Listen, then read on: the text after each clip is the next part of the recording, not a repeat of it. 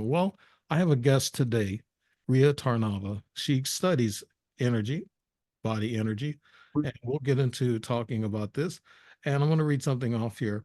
In a time, well, I want to first advise you that this is the strange reality. I don't have it up there. I just have this little pretty scenery. But in a time when the majority have people have accepted that the body is a sum total of mechanical parts and not much more, it is imperative to explore the truth of our divine creation and design.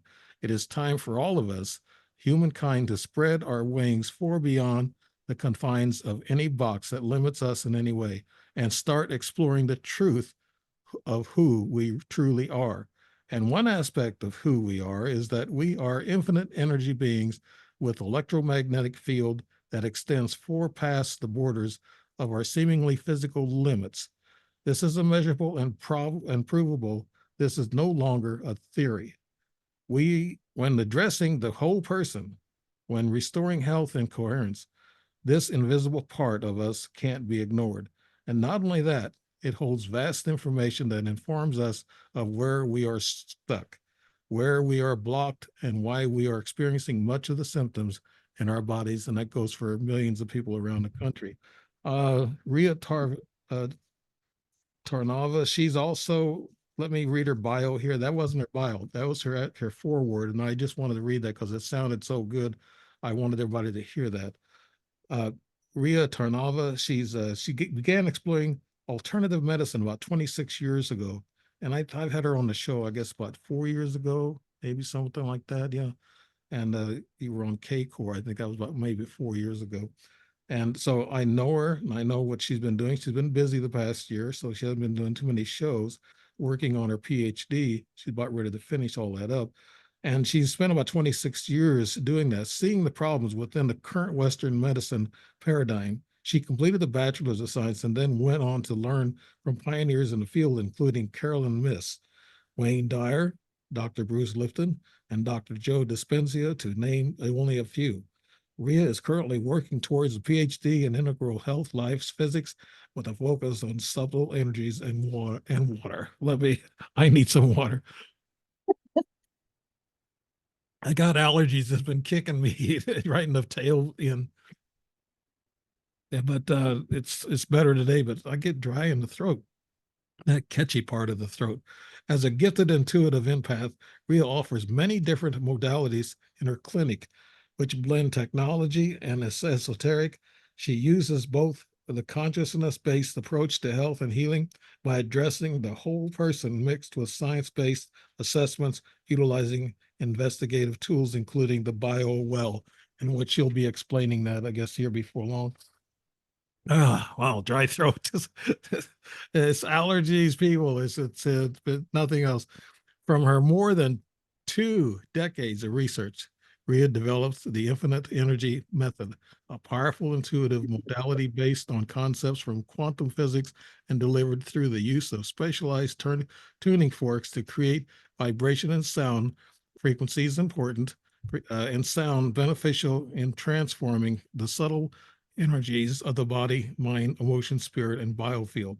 This complex multidisciplinary method was founded in practices such as traditional Chinese medicine, Ayurveda, energy medicine, I know a bit of that word, applied kinesiology, and samatha release, Kwai Kong, and health coaching. And her infinite energy classes are designed to develop a practitioner's individual intuitive abilities through facilitating changing in clients and wellness on all levels. That's a little bit about Rio. Rio, I've never been like this before. Dry. It's not dry there in Canada, is it? Ria Tarnava. Can you tell us a little bit about what you're doing there and your just what I read off about most of your bio there? Absolutely.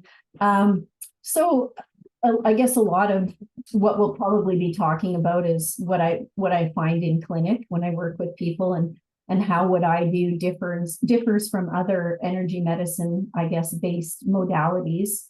Um, there's definitely an intuitive component when you're working with people, and especially when you're training other clinicians. I do teach classes in the infinite energy method, And a big part of it is playing into your own intuitive abilities, and developing those abilities. So yeah, so I guess fire away. What did you want to know the most about? Like what the method entails?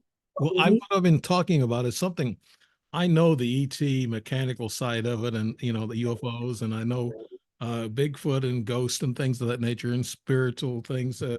Angels, I understand somewhat, but here's the thing: we don't understand what's in us. That's the last, journey we take, is within ourselves, and you're getting to that point. You're doing this work, and I've always been interested in manifestation and also meditation. It's hard for me to meditate. And you said you help people find their intuitive side.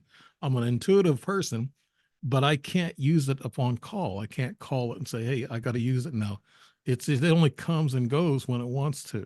It's just like ETs or anything else. I have no control of it. But some people with meditation qualities and what you're teaching can help them do that. I wanted to ask you how you got started in doing all this energy work, and finding out what the truth about us on the inside is. And as you said something about due to your ailing family members. Yeah, so there's a couple major kind of contributing experiences that I've had that have kind of led me on this path. When I was born, my father was already having signs of heart disease. And by the time I was 7 years old, he was already having open heart surgery. So I was a very, young child, and having a sick parent, you become, when you're already, so, I mean, we're just going to take that kind of right off the table. I'm a sensitive, very sensitive person, probably what would be called a highly sensitive person. If anybody's ever read the book HSPs, that would be how you would categorize me. I'm already very empathic and sensitive to other people. So with my dad not being well, I think I became sort of hypersensitive to health. So I would always be feeling his energy when he was at work, or when I wasn't in the same room with him. I was able to feel his energy to make sure that he was okay. So that became sort of the first really big, I think, event that kind of led me down the path of wanting to do this. And sort of the second thing is, again, I was born with the ability to see energy. When I was a kid, I would have a lot of encounters with, I mean, what do you want to call them? Ghosts, spirit beings, whatever you want to call them, non-physical entities. And so I also, in my 7th year, I had an uncle that passed, and we went to the funeral, and it was in a smaller city in Alberta called Lethbridge, where most of my family live. And I remember going into the funeral and seeing my uncle standing beside the casket, and asking my parents. At this point, I'm super confused, right? Like a 7-year-old, you're what, in grade 2 or 3? And asking my parents, well, I thought he was supposed to be dead. Like, why is he standing beside the casket? And I remember my father's reaction being very sort of irritated with me and frustrated, that why would I say something like that? But I could see him standing there as clear as day. So like growing up like that, there's a lot of fear. There's a lot of fear about these entities that you see when you're trying to sleep, and they're bugging you in your room, and bugging you. For me, it was mostly at night, or when it started to get dusky. I would start to see things moving about the house. And so thankfully, I had an aunt who was like this, my one aunt, and so I was able to talk to her and not feel like I was a freak of nature, Yeah. or anything. It's not like you can tell this to everybody. Like I say, I figured out by the time grade 3 was over that there really is not a lot of people who can talk to this stuff about, because they don't understand and it scares them. Yeah. So the 2 events that started leading me down the path, just having all these heightened awareness abilities, and what that meant. And so as time went on, how it turned for me kind of in my teenage years was I would start to have dreams about people that were going to die. So like, not necessarily family members. I think for me, it's the people that resonate with me. So I remember, like, I knew when Princess was going to die, and I knew when John was going to die, but yet there are, countless celebrities that I had no idea. I think it's just had sort of this deep affection or affinity for these people. So Yeah, I think you said John Lennon. You cut out when you said that with the sound. I think it's the internet connection we talked about earlier. But yeah, we're getting the gist of it. But I just wanted to clarify that. Now, these entities that you saw, Ria, did you really see them physically, or were they just shadow people, or did they come in your mind and your consciousness, Ria? They're Well, that's an interesting question because nowadays I see them in my mind's eye. So I think that's probably from the fear from childhood. Like I believe that I probably stopped actually seeing them because when I was a kid, it would scare me so much. Right. So how they looked to me, even as a child, was there was like this luminescence, or they weren't like a normal person. They were partly transparent, and they had like an internal source of light. So they looked different. They had a very different quality. And quite often they didn't have feet. You know, they would be kind of pant legs, but no feet coming out of the bottom. So um, I can't explain why, but I have read other literature where people claim the same thing, that they'll see them sort of without feet.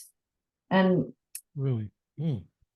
so, like I say, then I had, as a young child, I also had a near-death experience, and I think that really opened up abilities, Mhm.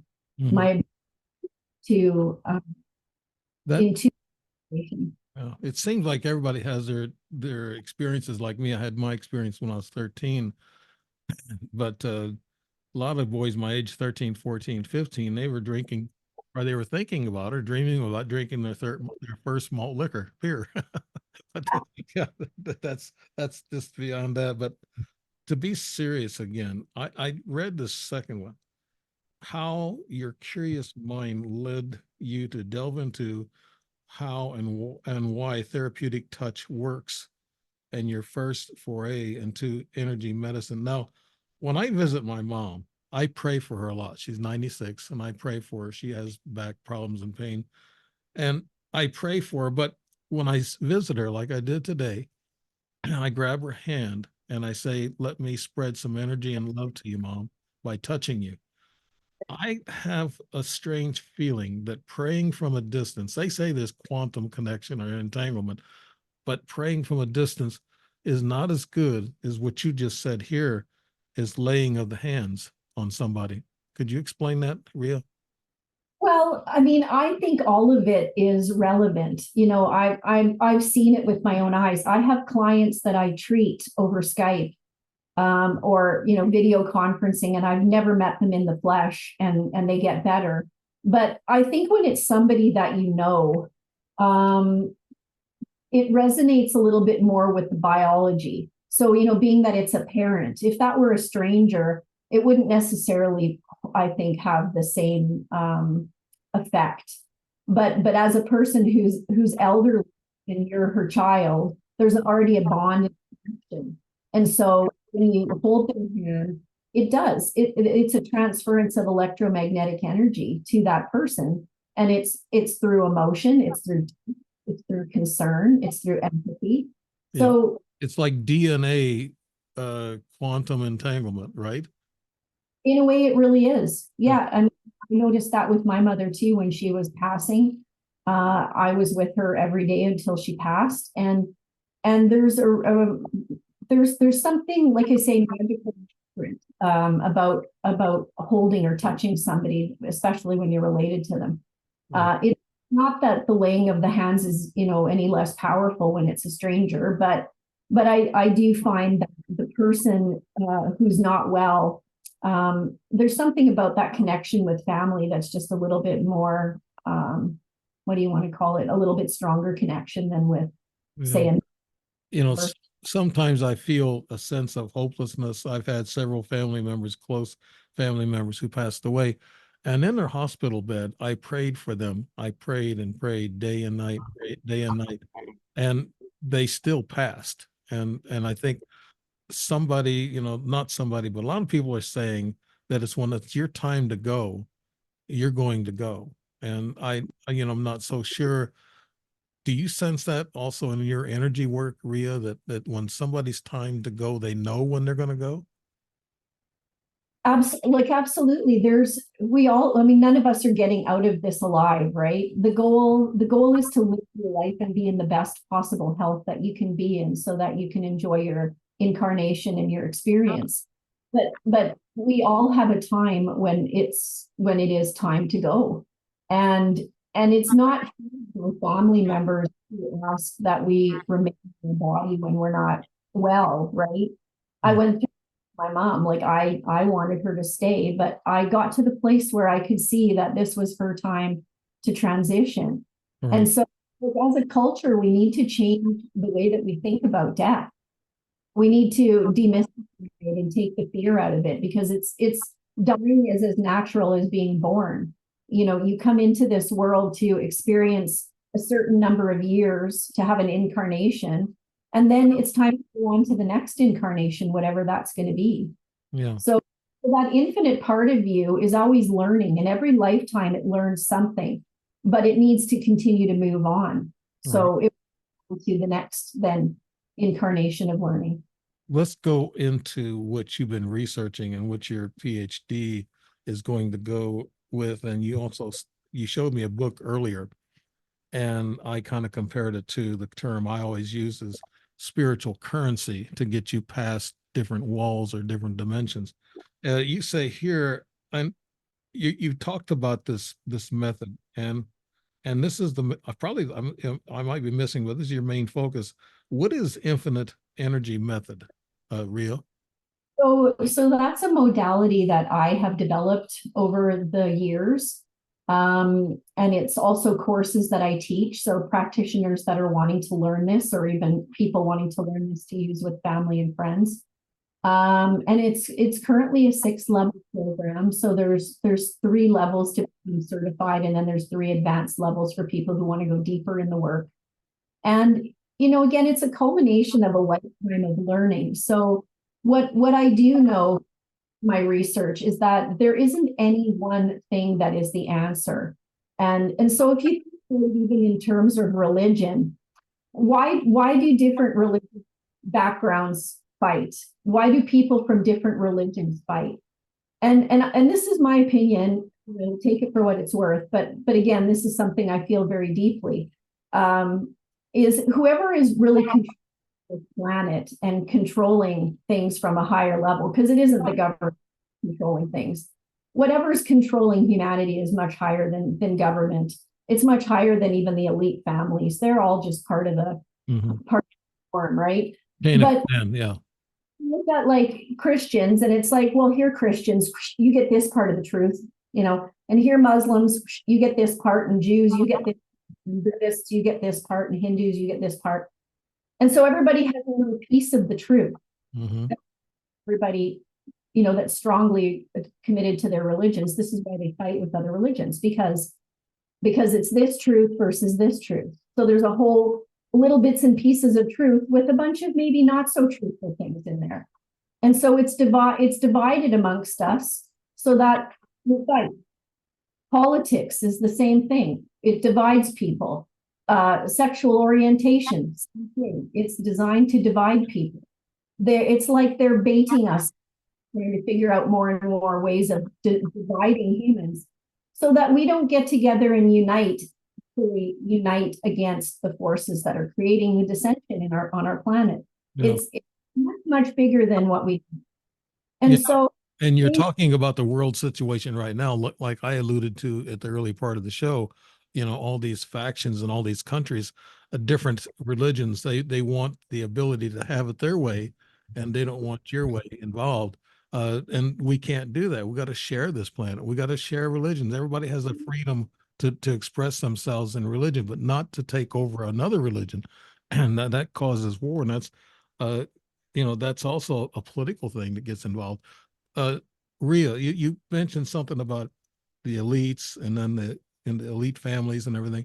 They're not totally in charge. Who do you think is really the top dog in controlling this planet and us people? Is it the creator, the source? No, I don't think so. I think it's on a lower level than that. I think how we look at source is a source of love of giving life. It's the source of all goodness. What I think is controlling this planet, we probably, none of us have probably seen or are aware of it.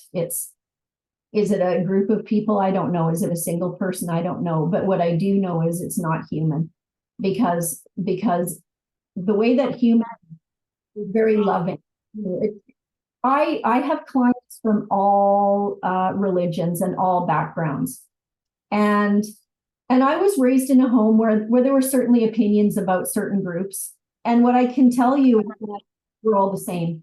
We all have the same hopes, same fears, the same dreams. We all love the. And I'm not talking about psychopaths. I mean the majority of people. Right. And you also expressed this in energy devices available today. Are there energy devices being utilized against us, Rea, to turn us all crazy? You don't mind, I just want to finish my train of thought here before we go on. Okay, yeah, you were kind of cutting out. That's why I've kind of jumped in. Yeah. And my reason for bringing up the idea with religion is because they do the same thing with medicine. So medicine is the same. It's you're either going alternative medicine or you're going mainstream Western medicine, and they divide. Where medicine and health and healing is powerful is when it all comes together, when it's not divided and you're not having to pick and choose. Because if you need an operation, clearly the best Western medical doctors are going to be the ones you want to go to. You don't want to go to a Reiki practitioner if you need surgery. Right. But if you've got chronic health issues, then I feel like an energy worker is where you want to be, because chronic things cannot be helped with pills. You cannot pill and inject yourself into better health. That's just a fallacy. That's just a business. Mm-hmm. So like I say, the point of bringing up the religions was to make the analogy that healing and health is treated the same. Yeah. That it's okay. Yeah. Kind of cracking up there a little bit, like we had the sound little problem earlier, but we'll try to get through that and bear with it. But I mentioned something about the energy devices that, and you mentioned it in one of your notes. The energy device available today. The med bed. Do you know anything about the med bed with the frequency thing, Rea? I know what I've read, what's out there in the literature to read, and it's just not there yet. The science and technology of the devices that are being sold, the majority of them, they make very minor adjustments to your health, and I don't think people should rely on technology. Mm-hmm. So you're thinking what you're teaching, it's a human touch. It's also, in using intuitive and energy healing. And you also go into, there are 3 levels required for certification in the infinite energy method. We just talked about the energy method: tuning the chakras, vibroacoustic bodywork, and biofield timeline repatterning. Can you tell us what those are all about, Rea? What those things are? So like I say, it's a complex system that has evolved over time. And the idea of the practice is for the practitioner, obviously, to develop their skills, but also to be able to assess the client and determine, what their needs are, and then follow the protocols to make the changes to the energy. So it's more following the Russian model of health, where we're looking at the 4 pillars of health. So we look at the mind, the body, the emotions, and the spirit as the 4, main components of a healthy person. And so when you look at Western medicine, that they really only consider the body, you're only treating of the problem. So this is why I feel like it's becoming obvious to everybody on this planet what an epic fail it is. Mm-hmm. Because really, the body is really only responsible for the problem maybe 25% of the time.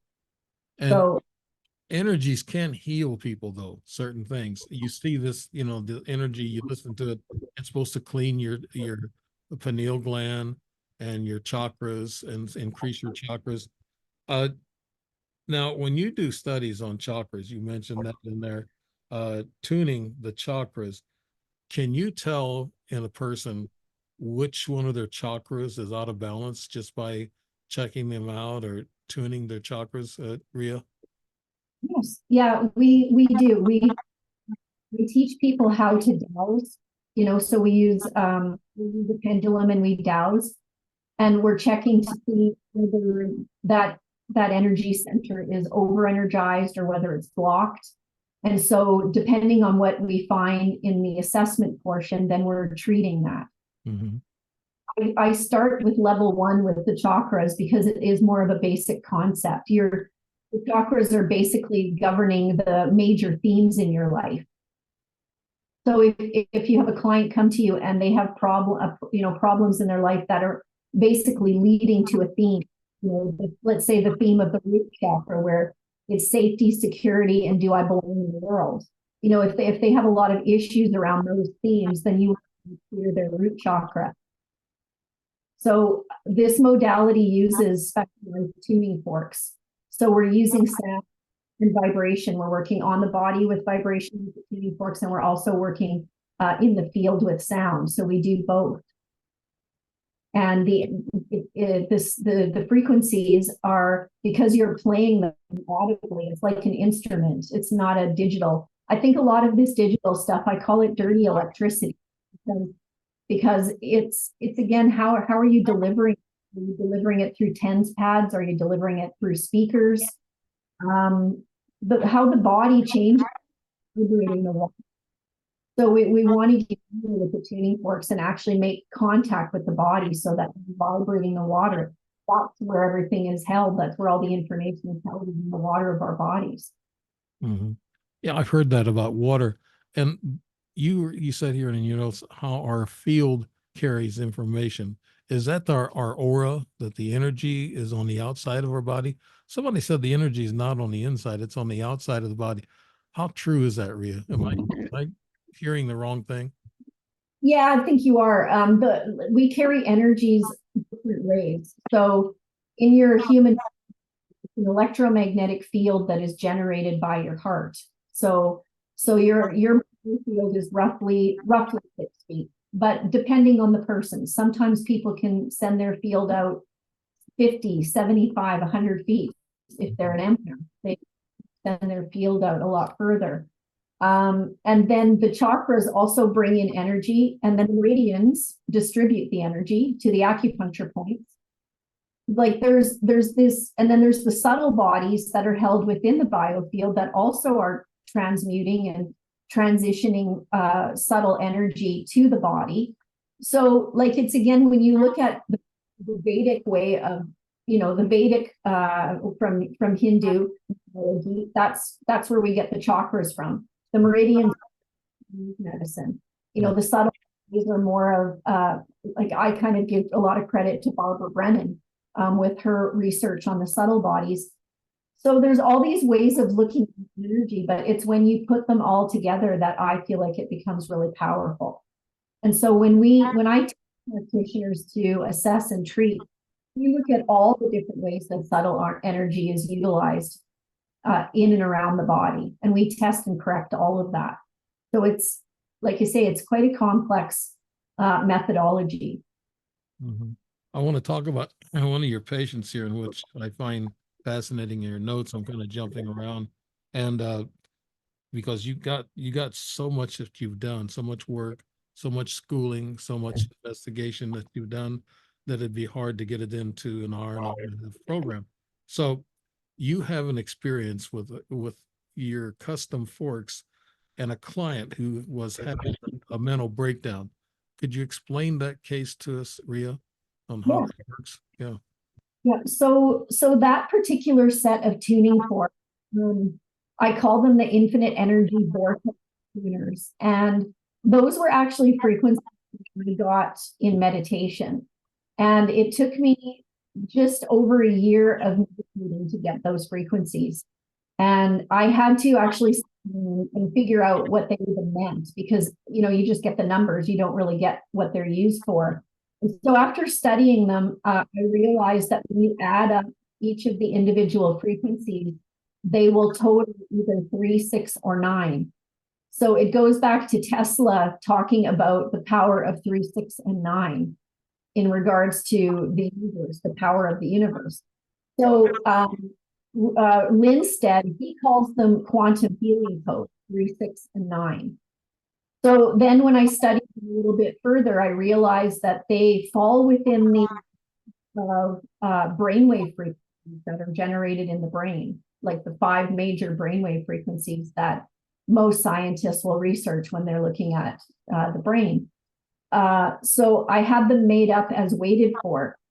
Predominantly, we use them around the ears for entrainment, but we also use them on the body. So 2 forks at a time to create an entrainment. So I guess to get back to the story about the client, he was in the hospital and his wife did not want to leave him there because in Canada, when it's a psychiatric issue, they will take them for 30 days and you really don't have any clue to what they're doing to your loved one. So they would have medicated him and restricted him, and God only knows what they would have given him. So she had heard about me from another client, and she brought him to my clinic, and it was in the evening. And he was, I mean, the phrase, he was like wigging out. He was like literally coming out of his skin. Mm-hmm. And I had never seen anybody in such a bad state ever. And I mean, I've worked on over 1,000 clients in my life, and I've never seen anybody in that badly. And so this was when the method that I had come up with for the brainwave tuners was very sort of fresh. I had just finished writing all the protocols and had taught a class on the weekend in how to use these. And so I did the full like brain tuning protocol on him where we reset the vagus nerve using acupuncture. So we reset the dorsal vagal on the back and the sympathetic, and then the ventral vagal on the front, going down the front of the body. And so it's a series of about 30 acupuncture points, as well as we work along the spine, clearing all the neural lymphatic points along the spine. And so after I finished clearing that, he had stopped writhing, and like, I mean, it was bad. He was like twisting and like coming out of his skin. It was horrific. Mm-hmm. So that was resetting the vagus nerve. And then, like I say, I take like I don't have my forks here with me, unfortunately, but like you use 2 around the ears like this. And that creates that binaural. And so I went through all the brainwave frequencies for several minutes, each frequency, to re-entrain waves. And by the time I was finished that, he was falling asleep. So he went from like complete panic to falling asleep within an hour, which was like, to me, a miracle. Yeah, that's great. You mentioned acupuncture. Now, do you utilize that also in your practice, Rea?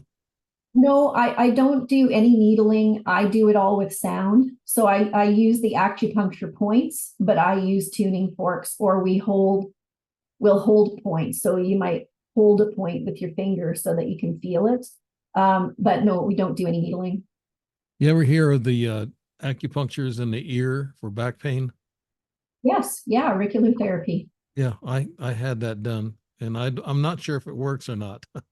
So they got these long needles they stick in there. Then they call it a battlefield acupuncture, in which they push little pins, or like little thumbtacks in your ears, and you leave them in there for 3 days, and they're made of gold. Some of them are, and they practice those too. And I've had like the pins in the ears for the back pain. They asked me how my back pain's doing. I said, well, I think it's better, but you don't really know if that's what's helping you or not. How do you know, like, if the acupuncture or your frequency, treatments are actually working? How do you find out from the patient, that it's working, or the feedback you might get? So it's a lot of like testing points on the body. So in applied kinesiology, there are points on the body for testing meridians, for testing different things. And so it's those points that you're using to get feedback. And also, I mean, your client's symptoms are also feedback. Mm-hmm. For example, if you came to me with back pain, I would be checking your large intestine meridian. I would be checking your bladder meridian and probably like gallbladder meridian, and seeing where they're at. Anytime that you've got pain in an area of your body, over energy of that meridian. So, after I did some assessing, what I would do is probably be sedating those long meridians. So I'd be energy out of those long meridians to take that away. And then reassign homework. So when I train people how to do this, like train practitioners, a big part of what we do is we're assigning energy exercises. So it's the people that get better are the ones who do the exercises every day. This is not like a passive modality where it's like, I'm going to fix you. Yeah. That's That's what not I'm gonna ask. Yeah. the whole idea of people putting their hands on you and healing you is nonsense. And I would say to everybody out there, like, please put that out of your mind. You are your creator, and you are the one who needs to fix you. We're just the Sherpas. We just do all the testing and guide you along the way. But the people that I see get better, I see people get better from bad stuff, Parkinson's, lupus, cancer, you name it. I've seen people get better. And the key is the people who do their exercises every day and take it seriously, because you learn to feel your own energy in your own body. Yeah. And I do know is there can be 10 people with cancer, 10 people with breast cancer, and all 10 of them have breast cancer for a different reason. There is no one fix. Your energy dysfunction is personal. And so we check 65 things. Like I say, if you had a control group of 10 people with all the same type of diagnosis in cancer, all 10 of them are going to have a different energy dysfunction. It's not going to be the same for all of them. And this is why the medication doesn't work, because everybody has acquired it for a different reason. One person might be going through a divorce. The other person might be living in a terrible marriage. Another person might have a job that's driving them crazy. The other one might have lost a child. There's all these reasons why people will develop a cancer in a specific area. And so when you assess their energy and you come up with these 65, like I say, tests that we look at, then you can determine what homework to give them in a priority sequence so that you're seeing improvements to the dysfunctional pattern. Right. And I say I've seen it with people who stick with it from beginning to end. By the time they're done, they're in balance and their health is returned. In medicine now, they're using frequencies to cure people. And getting back to the med beds, that's what it does. You get in there, and then they have a control panel there with certain parts of the body, and they pinpoint certain parts of the body, and they send frequencies to that certain part of the body to heal. Well, that frequency thing has been going on for 20 something years, because that's how they bust up kidney stones and gallbladder stones with some kind of a frequency, an energy that they vibrate these stones, and they break them up. That's the first I've heard of the frequency. Now, do they have frequencies, or are they holding it back from us, or do you have frequencies that could actually cure cancer that you alluded to a while ago, Rea? No, there's no specific, like I say, there's no specific path to a cure. It's a very individual thing, and it's a matter of determining what is creating the dysfunction in the individual. You'll never find two people that have the same energetic dysfunction. It's just like your fingerprints. It's a culmination. So the way Western medicine looks at something is they want to find the root cause to blame. They want to blame it on something. And health and healing, it doesn't have anything to do with that. It's a balance. So if you look at it through the eyes of Chinese medicine, it's a matter of balancing those 5 elements. It's not one element that's going to cause the problem. It's the relationship of the 5, and those 5 elements then govern the 12 meridians.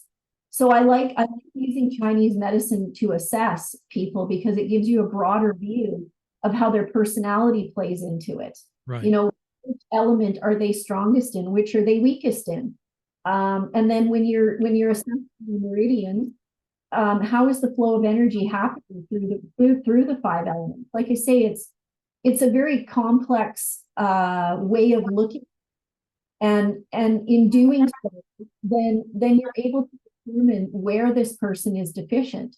So like, is it stomach and meridian energy that they're deficient in, or is it large intestine, or is it a combination of 10 different ones? You know, the one client that I had with lupus, all of her meridians were out. Every single one of them, all 12 of them had dysfunction. Mm. And it was a real process of having her do different exercises. You know, and then she would come back after 2 or 3 weeks and we would change the exercises based on the result. And then she would come back and again, you're changing the exercises. So you're, you know, every time a person comes back, you're reassessing and you're tweaking things so that the exercises that they're doing are remediating dysfunctions. And this is why I think acupuncture is really hit and miss, because there is no other than to listen to your complaints and maybe look at your tongue. You know, there's a few little things, but it's not getting down to the nitty gritty of actually looking at the energy in the meridian and working on them one by one. You know, in acupuncture, based on what symptoms you're telling them, they'll choose acupuncture points and they needle them all at the time. Well, that again is very difficult for anybody who's got nervous system imbalance. If you've got sympathetic fight and flight problems or freeze, where you're, you know, in that polyvagal and you're into that parasympathetic and you're in that freeze state where you can't get off the couch, any sort of needling cumulatively like that, where you're needling multiple meridians, you're causing more issues with the nervous system imbalance. So you're actually working against healing, because people cannot heal until their nervous system is balanced. It's just not possible. Yeah, Your nervous system has yeah. scope of balance. Otherwise, that energy is just flowing everywhere. It's like a dam that is broken and it's flooding everywhere and you can't contain it. Right. Well, we kind of mentioned, I think, big pharma earlier, probably pre-show, and with big pharma, they actually try to tell people not to utilize supplements like vitamin D, magnesium, and things of that nature. And then they say, well, your body says you don't need magnesium because your blood test, you're fine. You're fine on magnesium. But are those blood tests correct? I've been hearing there's been some falsification of our knowledge through history. History has been a lie to us.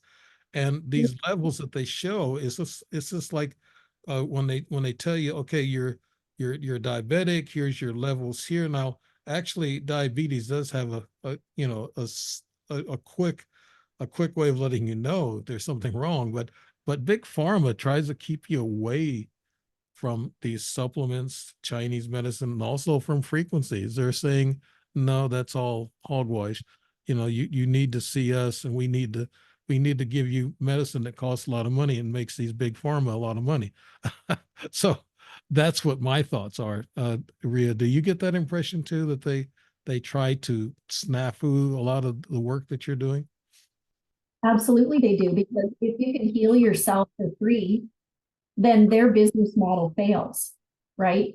Right. So with Western, with big pharma, they don't want you to be cured, because then they lose a client. So every time somebody is cured using their drugs, they lose a customer. Right. Well, since I'm a combat veteran, I'm pretty well up on the PTSD, and you mentioned this in your notes that you'd use talk therapy after your own diagnosis of PTSD. Uh, that was your personal experience, I guess. You were talking about that, and then underneath you have 432 hertz versus 440 hertz. Could you tap in both of those kind of questions or statements you made, Ria?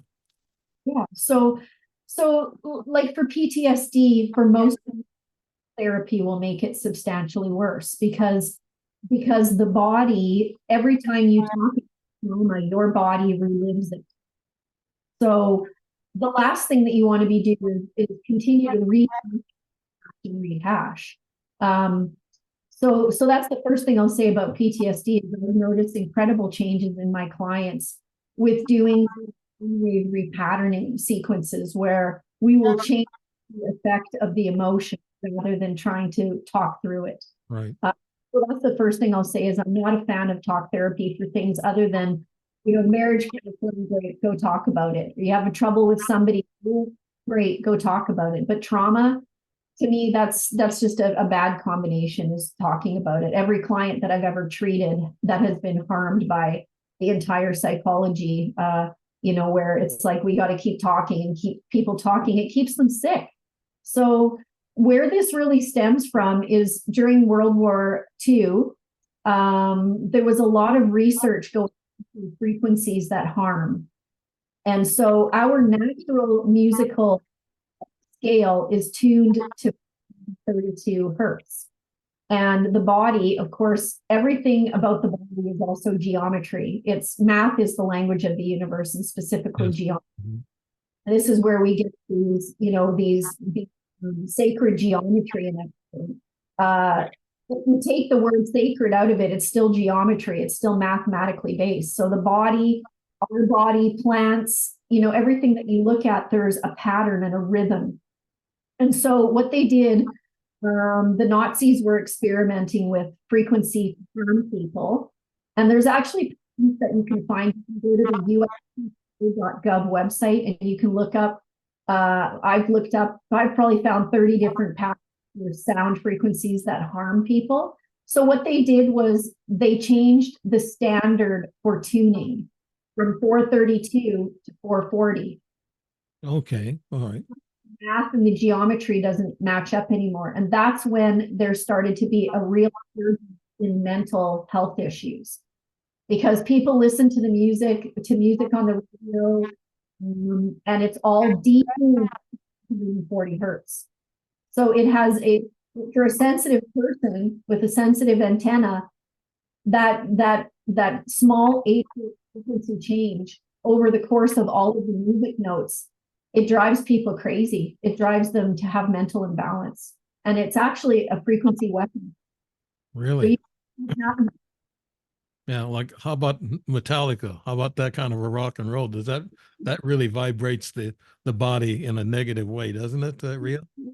Well, like I say, I mean, I don't think it's so much the genre of music, it's the fact that it's been tuned to frequency so that we can't use any of it.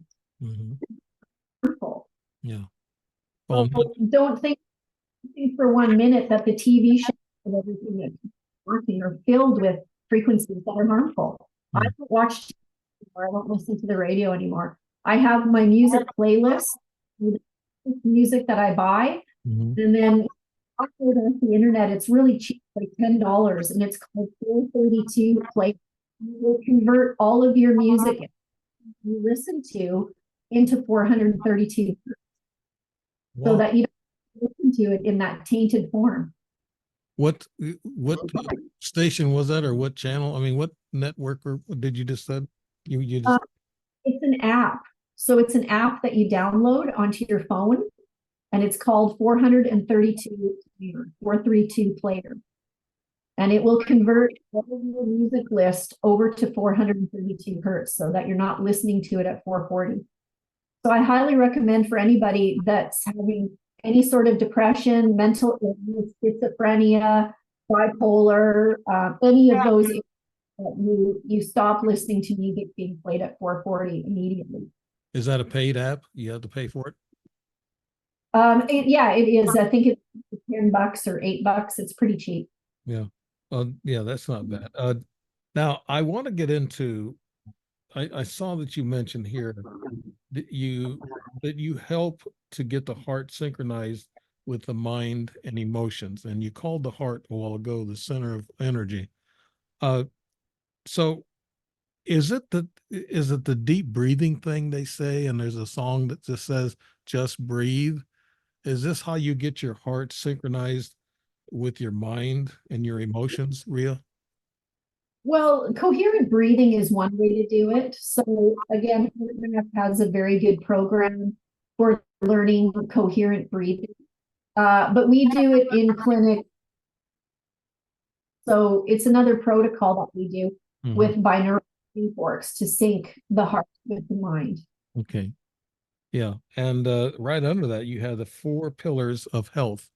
Could you tell us what those are? I think are those the basic health issues, emotions, physical, whatever, Rea? Could you explain that?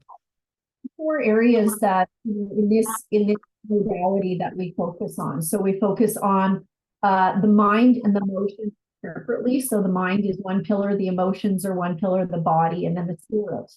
And so when you're looking at whole person healing, you need to address all the areas where they have an issue. Mm-hmm. So, with some people it could be faulty thinking. With other people, they could just have emotions that are running amok.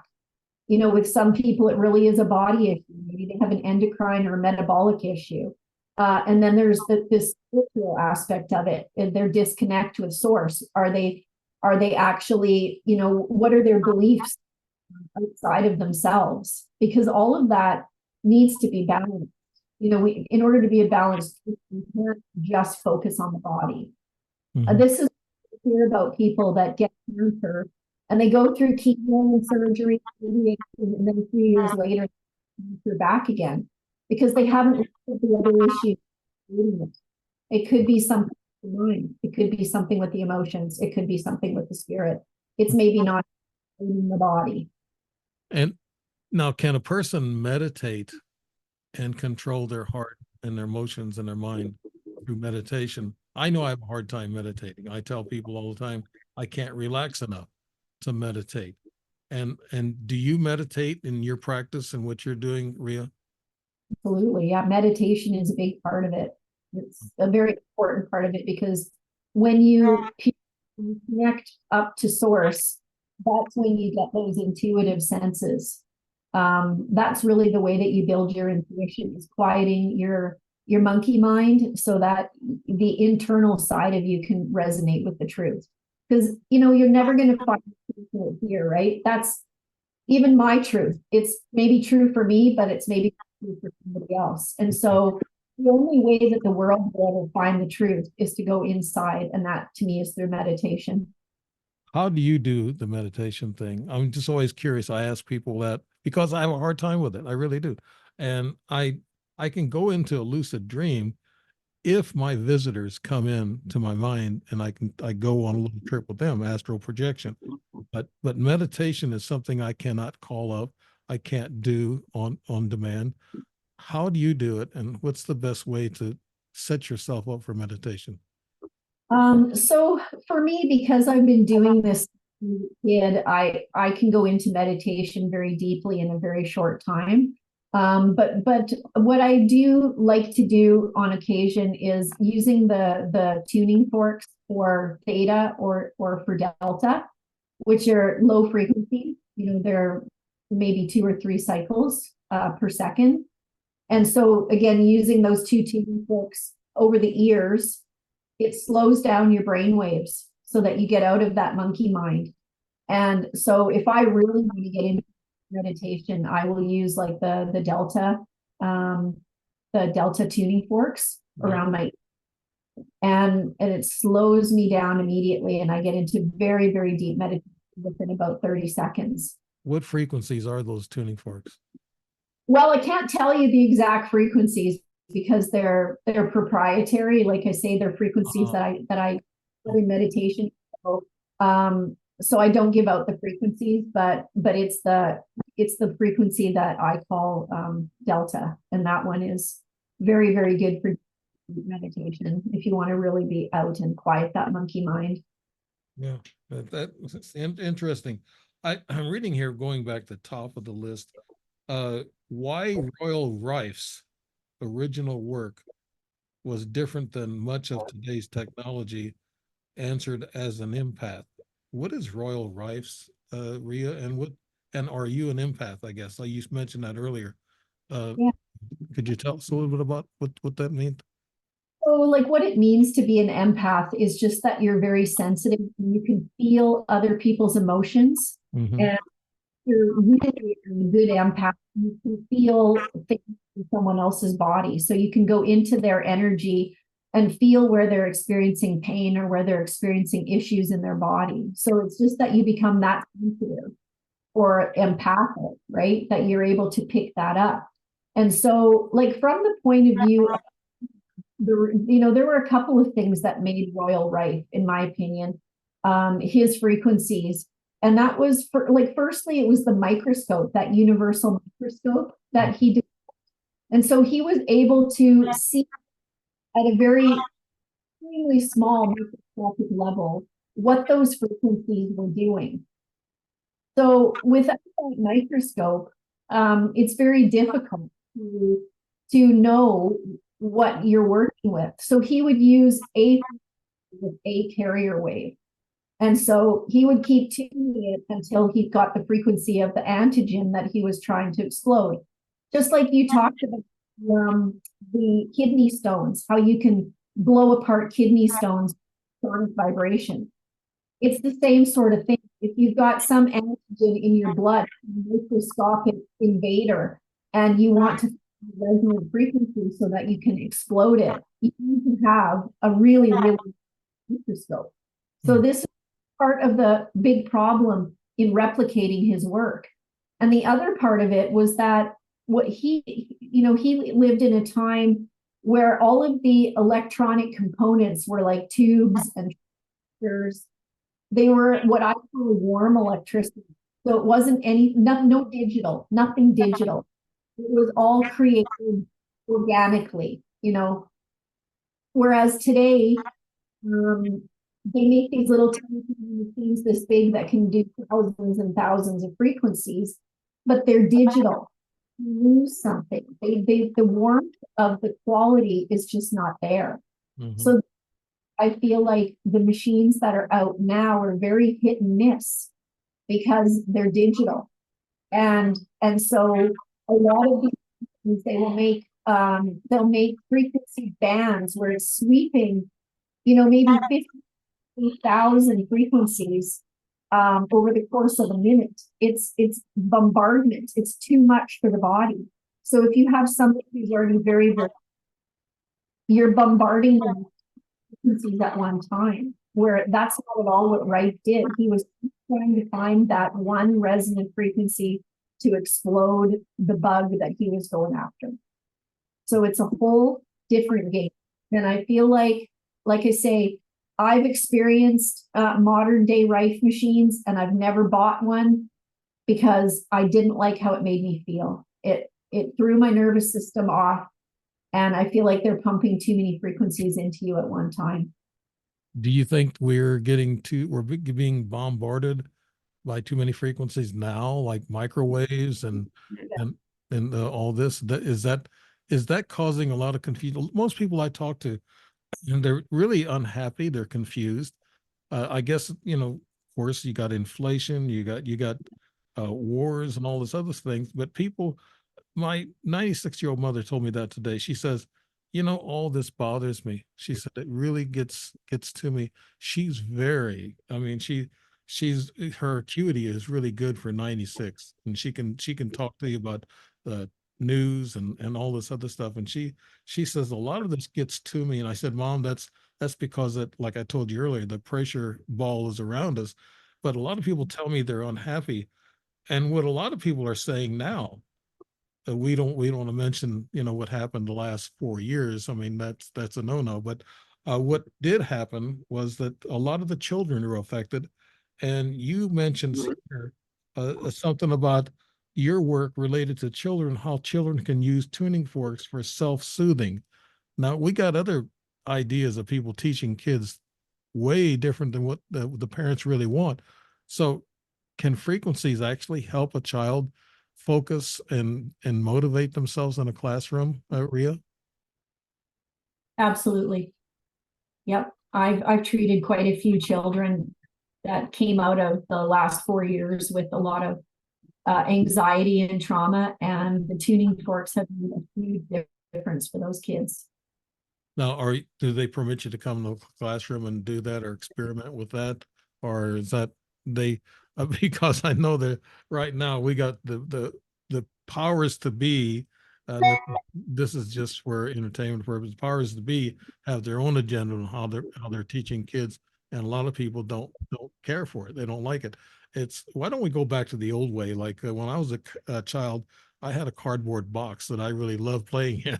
I didn't have a computer or anything like that. And I ran around barefooted on the ground. And they say that's good for you because it discharges negative energy into the ground. So that's a great thing too. But how do we approach our kids? I had I had another guest on the show, and Heidi Pop. She taught kids, and she did a lot of frequency things with them too. And look what you're doing, and but how can we get our kids redirected now in schools? Do you have any ideas or plans with your training that you've had, Ria? So my best advice to young parents is get rid of your television, throw it out as fast as you can. Get your kids interested in painting, in art, in dancing, in music, in sports, whatever their passion is. Get them away from video games and televisions and get them into nature and the real world and have them engaging in a real way rather than an artificial way. And the further that you can get away from anything artificial, the more healthy, happy, and well adjusted your kid will be. Right. And keep them at a certain time limit on computers, I guess, because they use computers now in school to train kids or teach kids. So you can't eliminate that totally. They're going to get that in school anyway. Uh, Going down your notes, I've been, kind of jumping around, but there's so many things that you have done and with this energy and your training that you've been going through. I've known you now for 4 years, and you've been going to school, finishing you about ready to finish your PhD. You still got some classes to do there, but yeah, we're getting some interference on the line. Can you hear some of that? I, I, yeah, It sounds like a voice talking yeah, over. yeah, it is. It's voice weird. Oh no, don't start that again, guys. Okay. Uh, uh, I guess your scientific approach to your methodology using equipment to measure results. Can you tell us what some of that equipment is that you use? Can everyday people get a hold of that equipment or use it, Ria? Yes, absolutely. Yeah, you can go take classes in how to use it, just like I did if you're interested. So one piece of equipment that I use for doing assessments is called the BioWell, and it's a GDV, gas discharge visualization, or EPI, electronic photographic imaging, very similar to Kirlian photography. So it's a little box, and you put each of your fingertips in one at a time, and it will take composite images of the biophotonic discharge from around the fingers. Mhm. So measuring that electron discharge. And so I read the biograms, but as well, the system will provide you with about 9 pages of data. So you learn how to go through and understand the data so that you can really kind of get a picture of where this person's health is at. So the BioWell is designed to measure stress in the system. So where is your body sending energy and why? Right. And so, like I say, I find it very, very helpful, especially if I get people that have a lot of symptoms or they've already been diagnosed with some sort of illness or disease. I Right. find it very good practice to do a BioWell before and after a session, so I can see energetically what improvements we've made during the session, or maybe what we did, maybe what caused the problems. So, like, it's a way of monitoring to see how the body utilizes what we're doing and where the body is putting that energy when it has extra energy. So it becomes a very useful tool, Yeah. and actually they use these in doctors' offices. Right.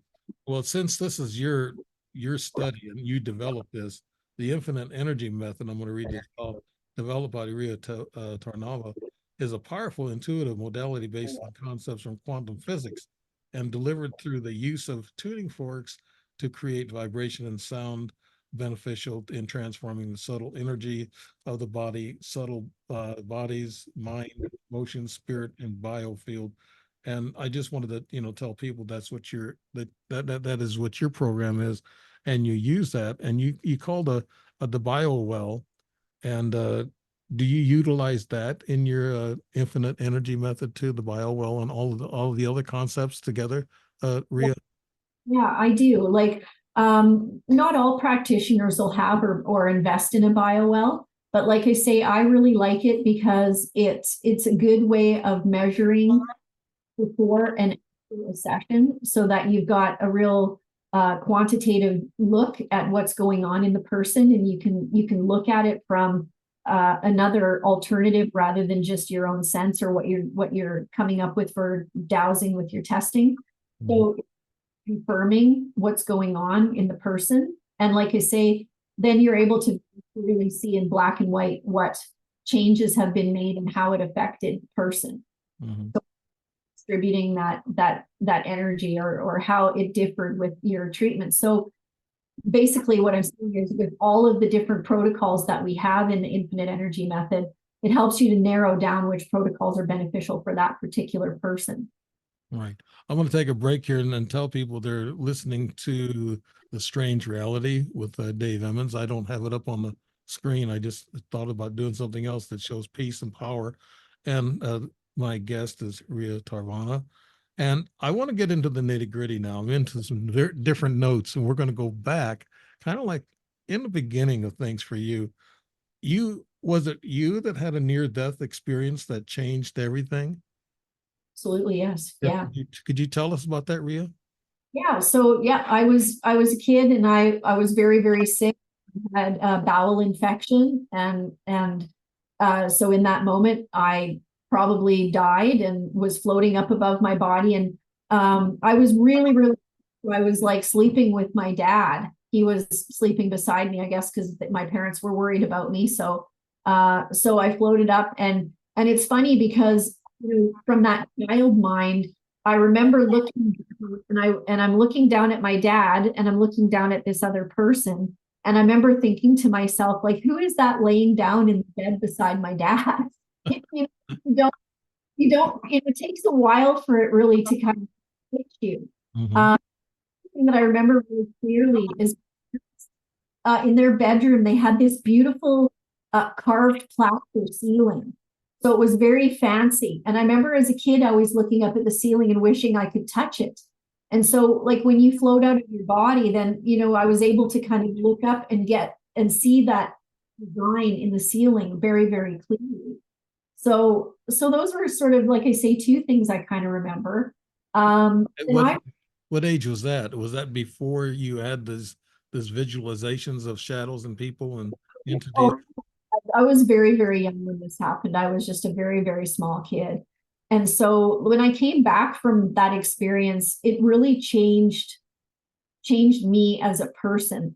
That's really, I think, where it all started with, now I had like this incredible memory, like an eidetic memory that's attached to emotions. So anything in my life where there has been a feeling or an emotion, I can recall it like it happened 5 seconds ago.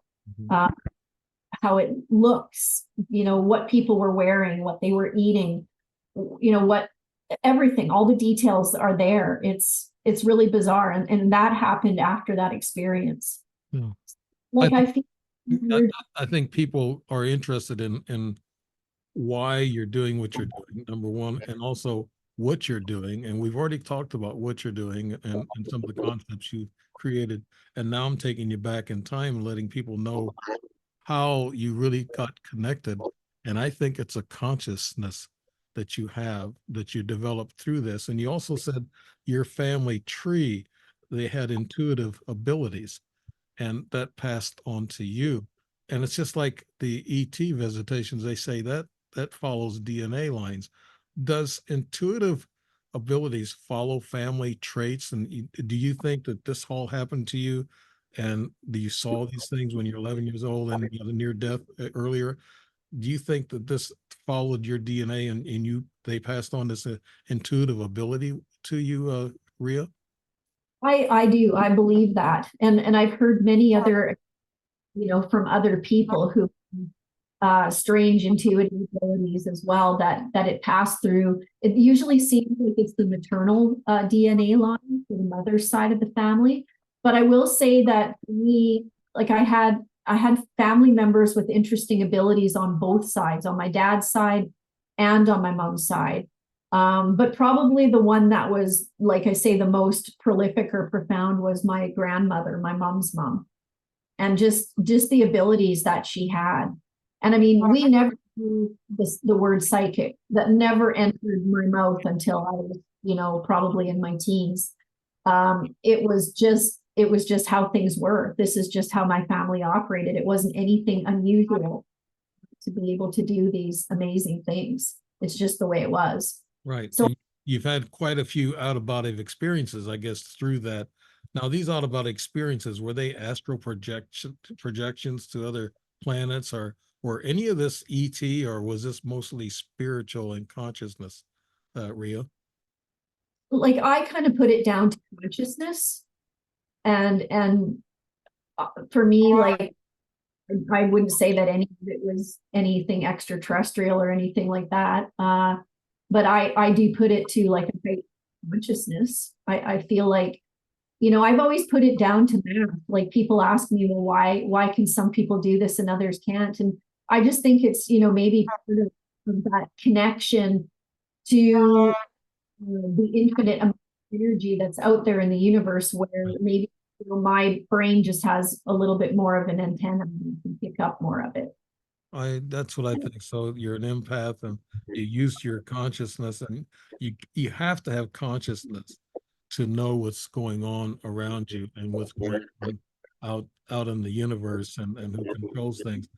You made a statement here, and I want to read this for people. You said everything we do in life, as a job or otherwise, is all part of the tapestry woven to bring us to our purpose. My experiences and how each contributed to the present moment. You say that we have a purpose, and we're born with a purpose, and we work through that purpose. And could you tell us, Ria, what happens when you do reach that purpose? And are you reaching your purpose, what you're supposed to be doing? And what happens when a person fails their purpose? I know that's a lot to unpack, but Ria, give it a shot. Yeah. I mean, absolutely, I can comment on that. So, you know, some people are lucky enough that they figure it out very early in life. And I wasn't one of those. Like, I really figured it out probably in my 30s. So I was already an architect and I was employed doing that. But, you know, I wouldn't change anything, because I feel like what I learned, you know, being an architect, where you really learn three-dimensional visualization, and you're able to design buildings before you put it out on paper. That's really learning how to wheel the astral, right? So I became a good manifest, and so I've had no issue manifesting anything in the world that I can dream up. I can make it happen. And I really feel that I owe that to architecture and art, because that's really what developed that internal sense that I can create it on the inside, then I can create it in the astral, and then I can create it in the physical.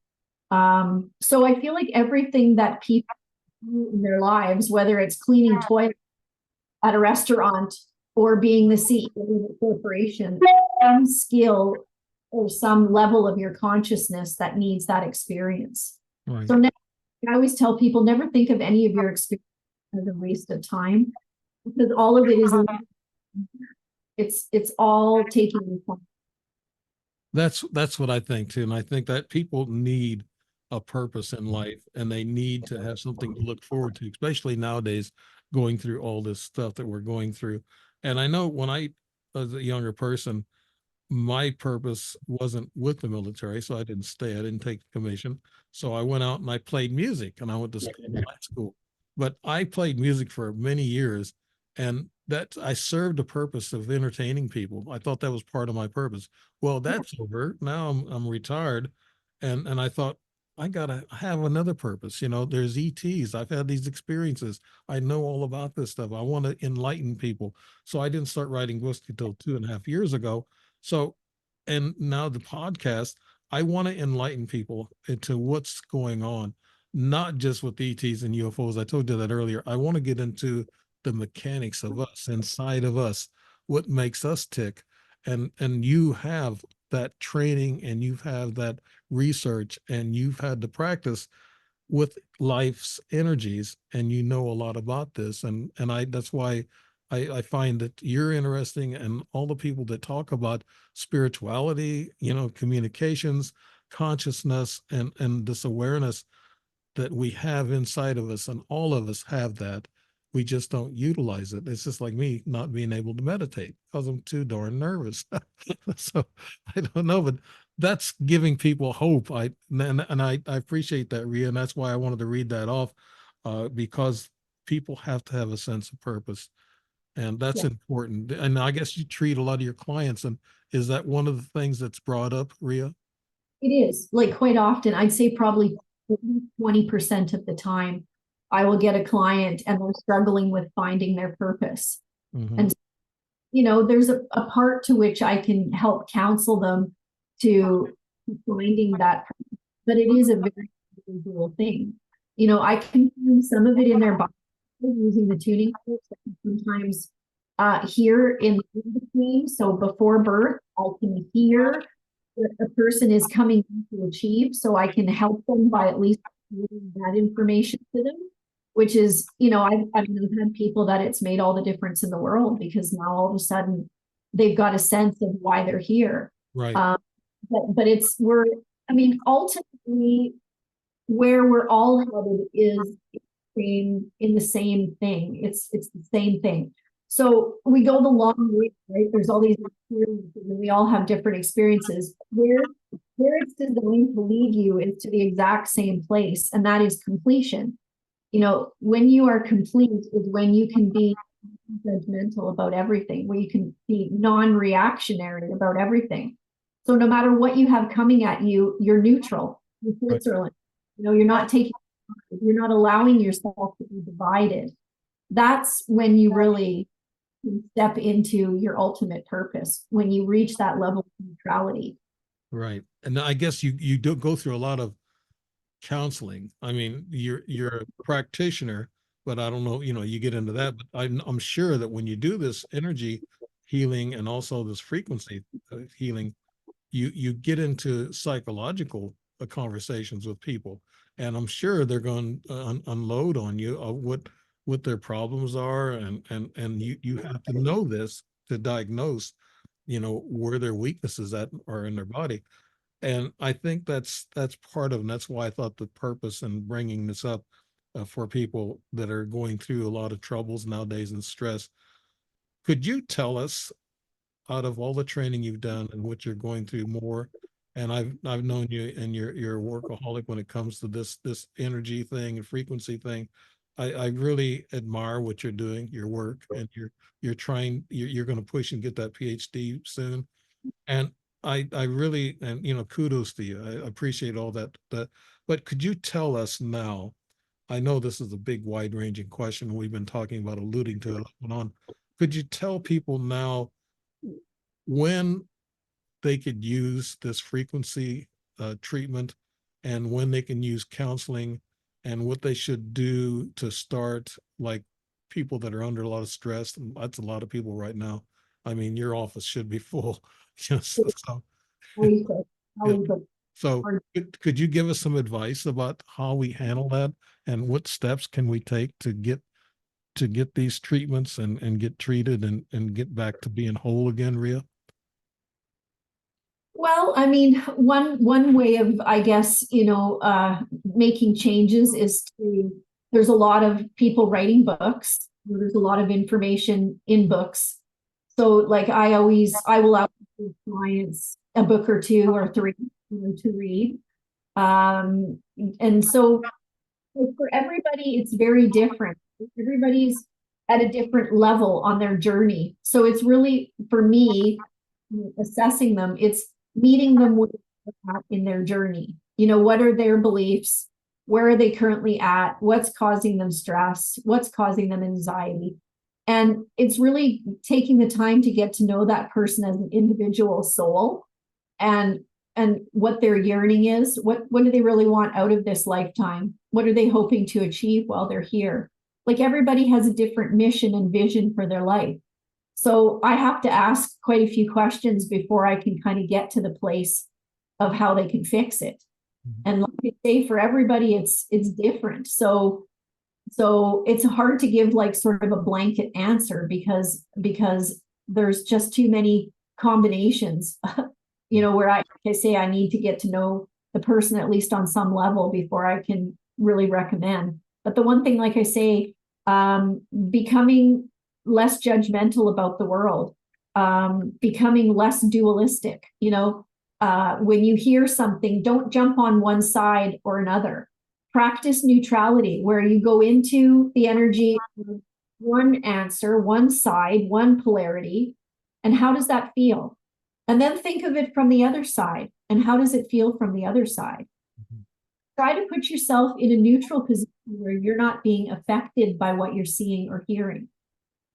That's the biggest problem that humans have, is they want to, they're like a dog with a bone. You give them a topic and they've got to chew it to death on one side or the other. We see this with politics. It's A or B, and really A and B are the same. They're the same. It's right wing, left wing, same bird. You're never going to vote your way out of this problem, unfortunately. Like, the problem is at a higher level than that. Yeah. So The lies I can't stand. I see these politicians, both sides. that, We're talking both sides, and oh yeah, they try to get one up on each other. But the lies, the bold-faced lies, and I think 45 or 50% of the people believe these lies. I'm sitting back and it's, oh no, no, no, no. I can't go for that. That's a lie. And so you have to, I guess that's the consciousness in me coming out. I'm being aware of what's going on. And I've been studying this and looking at all this world problem and politics and things of that nature, but it's getting out of hand. We need to come down to the ground and say, hey, we need to make sense of all this craziness before we destroy this world. And I pray all the time, every night, that we don't destroy this world with some nuclear war or something. And Ria, I know that, do you have people that come in and talk about having the fear of war and things happen to them, Ria, your clients? yeah, I do. I mean, not a lot, but occasionally somebody will be stuck in that fear-based mindset where they're giving a lot of their energy away to the wrong dog. And so, like again, that's sort of the way that I look at it, is with your thinking and your feelings, what dog are you feeding? You want to feed the fear dog, or you want to feed the hope dog? It's up to you. Whatever you ruminate on is what you're going to manifest in your reality. So Yeah, if you live your life fear-based, then you're gonna keep attracting situations that are going to keep you afraid. That's just how it works. yeah, So a person can grow their consciousness, because all consciousness is awareness. And every day you should be challenging yourself to grow your conscious awareness higher and higher every day, because I want to be more aware of what I think, feel, and say and do than I was yesterday. So, like, this is the goal I think that humanity should set. And like I've mentioned before, a big part of it is neutral. So when you hear something that upsets you, you have to stop and ask yourself, what about this topic is upsetting me and why? Because it's an individual reaction. It's your individuated. So nobody can answer it for you. You need to get to the bottom of why it bothers you, and only you remain neutral about that topic. And so we can all get to the point where we're neutral on all these hot topics. Then what control do they have over us anymore? None. Can I ask you a question about, we talked about meditation. I want to talk about, you can't talk about the consciousness and meditation without, mentioning manifestation, in which you mentioned a while ago. Uh, I have, now, just the other day, Saturday, I thought of this friend and I thought, well, maybe I'll give him a call. Well, I ran into him in a restaurant that same very day that I thought about him. And then secondly, my sister, I needed to see her and talk to her. I ran into her that same day. And so, do we manifest daily things? Do we see, is our consciousness, does it see in the future? I mean, can it see that you're going to meet these people or see these people, Ria? Talking about this guy's book before we started this Yeah. club. He's since passed away, unfortunately, but he has proven precognition exists. Like, there's no doubt in my mind, like, after reading his work, he has proven scientifically that precognition is actually a thing. Yeah. So I, we have yeah. I know I manifest seeing people and meeting people, and that day I see them and meet them. That's weird. I just, I wanted to call my cousin, and lo and behold, an hour later he calls me, and I said, I was just thinking about you. Now some people are thinking, well, he's just saying that, just to say that he was thinking about you, but he was going to call you, but he wasn't really going to call you. But no, I was really going to call, these people that I'm thinking about. But that's manifesting. That's about as close as I can get to having an actual practice of it. In closing now, can you imagine we're an hour and a half into this? I want you to tell people how they can get a hold of you, and I'll have it in the narrative also, and how they can get a hold of you and how they can reach you, and maybe you have YouTubes or some classes or things that you can offer people. Rea Tarnava, go ahead and tell people about you. Okay, so I have a website they can find me at, and that is infinitebiofieldmedicine.com. And that has information about all the sessions I offer, and it also has information about the infinite energy classes that we teach. They can also email me at infiniteenergy@shaw.ca. So that's another way they can get a hold of me. Okay. I will put that in the narrative when I publish the video here today. And I want to thank you, Rea Tarnava, for being here today from all the way from Canada, of course. And Rea, you've some of the topics and things that you like 4 years ago. I knew that you were onto something, and you're really working at it. And I'm getting these voices, so they're talking to. I don't know who they're talking to, you or me. So it's strange, weird, but Rea Tarnava was my guest today on the Strange Reality with Dave Emmons. I want to thank everybody for listening in, and please get a hold of Rea whenever you can, and ask her, what she can do for you. And I'm sure she's got some kind of a plan that she can work with you on. Thank you so much, Rea, and thank you everybody for listening.